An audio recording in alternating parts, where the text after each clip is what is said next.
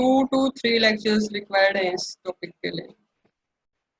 इसमें हम पढ़ेंगे कि पार्टिकल किस पोटेंशियल के अंदर कैसे मूव करेगा, क्या उसकी एनर्जी पॉसिबल होगी, किस एनर्जी पे बाउंडेड ट्रेजेक्ट्री ड्रॉ करेगा। वो ट्रेजेक्ट्री मीन्स होता है पाथ, कि किस पोटेंशियल के अंदर पार्टिकल कैसा पाथ लेगा, हमारे पास कैसा होगा, बाउंडेड होगा, अनबाउंडेड होगा, कैसे मूव करेगा।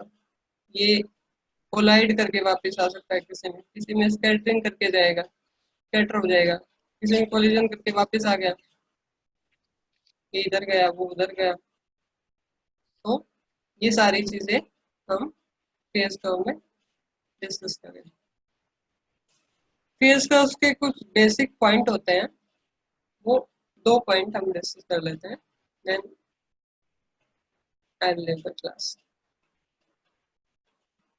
What are the phase curve? क्या है फेज कर्व, है क्या? हम बात करते हैं कि इसका फेज कर्व ड्रॉ करो, उसका फेज कर्व ड्रॉ करो, इसका फेज बाउंडेड है, उसका नहीं है, क्या है ये, क्या है? तो ये है कि relation between P x and x, जो पीछे बात की थी कि स्टेट ऑफ सिस्टम इन दोनों चीजों से निकल जाती है। तो इन दोनों के बीच कैसा रिलेशन है, मतलब अगर एक चेंज होगा तो दूसरा कैसे बिहेव कर रहा है। तो P x and x relation at a particular energy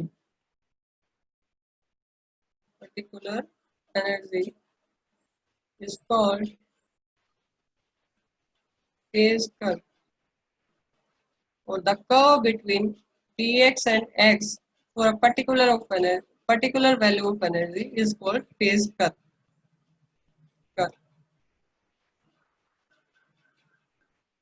ये तो हो गया फेज कर्व क्या होता है। उसके बाद क्या होता है, phase curve can be bounded and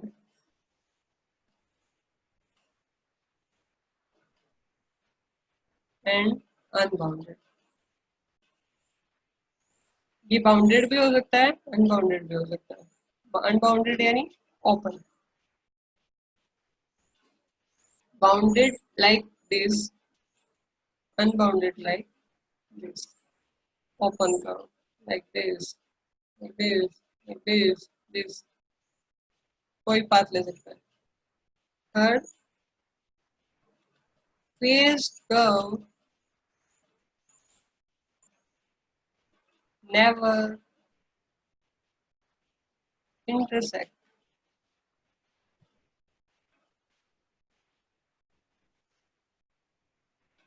phase curves कभी एक दूसरे को कट नहीं कर सकते। Like this is a phase curve, this can also be a phase curve, but this can't be a phase curve. Why? Because let's say this is px,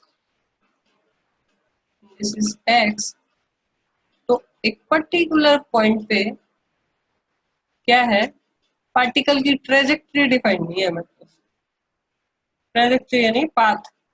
जैसे ये particle है यहाँ पे, ये इस पॉइंट से यहाँ भी जा सकता है, यहाँ भी जा सकता है, यहाँ भी जा सकता है और यहाँ भी जा सकता है। और क्लासिकल मैकेनिक्स में मैंने स्टार्टिंग में क्या बताया था, अनसर्टेनिटी नहीं होती है मेरे पास, सर्टेन होता है कि जाएगा तो कहाँ कहाँ मिल सकता है पार्टिकल। अब यहाँ तो प्रोबेबिलिटी की बात आ गई और उसमें भी अनसर्टेनिटी है कि हम बोले इस साइड में गया पार्टिकल गया उधर।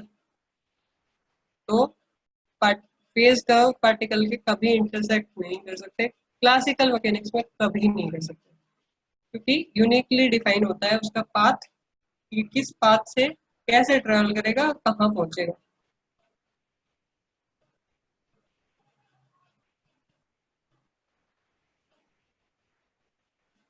अब इसके लिए क्वेश्चन देखो,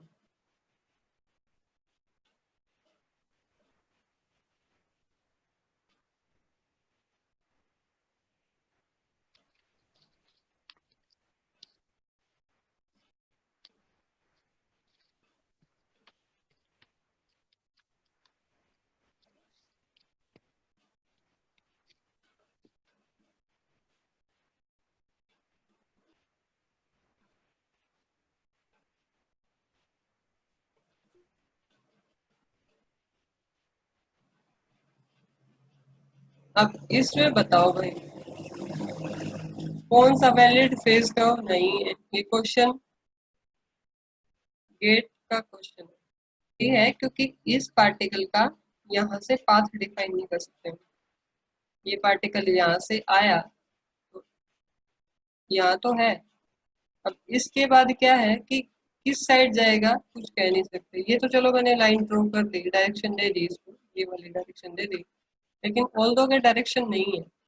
इस पार्टिकल का इस पॉइंट के बाद पाथ फिक्स नहीं है, तो नॉट वैलिड फेज कर्व। ऐसा ही क्वेश्चन एक स्टेबल पॉइंट के लिए करते हैं, एक अनस्टेबल पॉइंट के लिए करते हैं। लाइक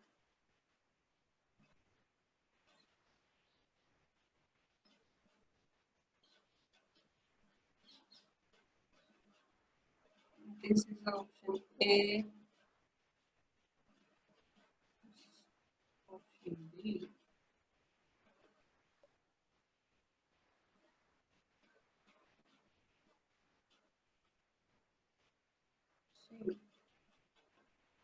डी क्या है?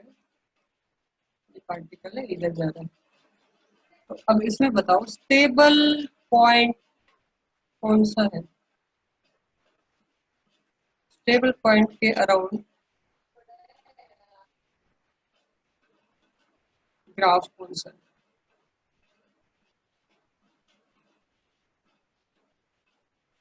कोई आइडिया?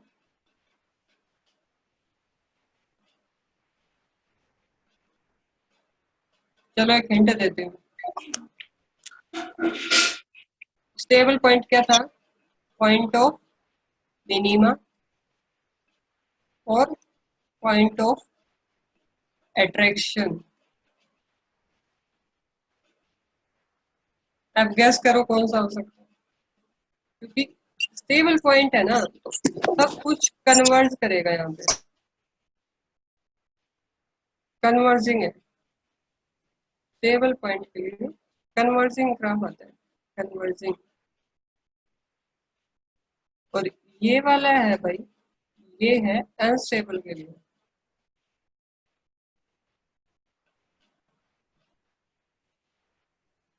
अनस्टेबल के लिए क्यों है? क्योंकि यहाँ से डाइवर्जिंग है, ये पॉइंट डाइवर्जिंग है। ये पॉइंट से क्या है कि पार्टिकल इधर उधर भाग रहा है, और इस पे क्या है, ये कन्वर्ज कर रहा है। सेम पार्टिकल पॉइंट पे आके, मतलब वो एक एक जगह अट्रैक्शन हो रहा है उसका, और डाइवर्जेंस में जा रहा है, भाग रहा है एक दूसरे से।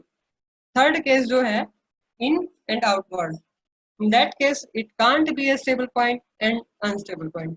ना तो हम बोल सकते कि ये स्टेबल है, ना ये बोल सकते कि ये अनस्टेबल है। ये अनडिफाइंड है, और ये क्या है, एक फ्री पार्टिकल है। फ्री है, किसी भी डायरेक्शन में कुछ भी जाएगा, कुछ नहीं कह सकते इसका। और क्या था, तो क्या है, जैसे ये ग्राफ भी ले लो, जैसे स्टेबल अनस्टेबल का बताया ना मैंने तुम्हें आज। तो जैसे ये ग्राफ है, लेट्स से है, and this is x, so this is minima, you all know। कब से हम यही पढ़ रहे हैं, मिनिमा मतलब जहाँ से फंक्शन दोनों साइड, फंक्शन की वैल्यू दोनों साइड इंक्रीज करे और लोवेस्ट पॉइंट हो, वो होगा मिनिमा। लिख लो भाई ये चीज, मिनिमा के लिए क्या है, both side, both side the value of function on the curve will increase. अगर उधर इधर से इधर जाएंगे तो भी इंक्रीज हो रहा है, इधर से इधर जाएंगे तो भी इंक्रीज हो रहा है। और स्टेबल पॉइंट यानी मैक्सिमा के लिए क्या होगा, मैक्सिमा के लिए क्या होगा, मैक्सिमा पॉइंट से अगर फंक्शन का लेफ्ट और राइट साइड, किसी भी साइड देखो, फंक्शन की वैल्यू डिक्रीज होगी।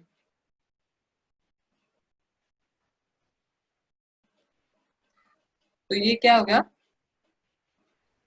मैक्सिमम या अनस्टेबल या पॉइंट ऑफ रिपल्शन।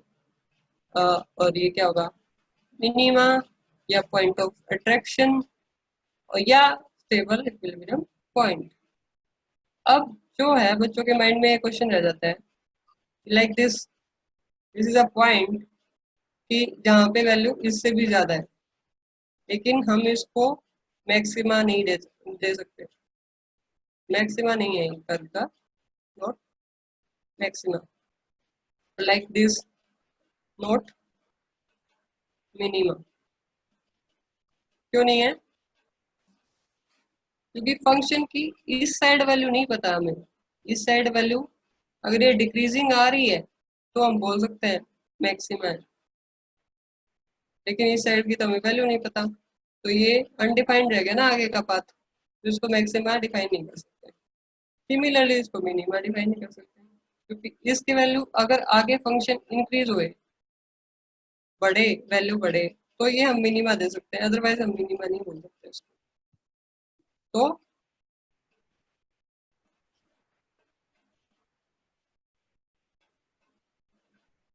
मैक्सिमा और मिनिमा के लिए क्या है, बाउंडेड मोशन होना चाहिए।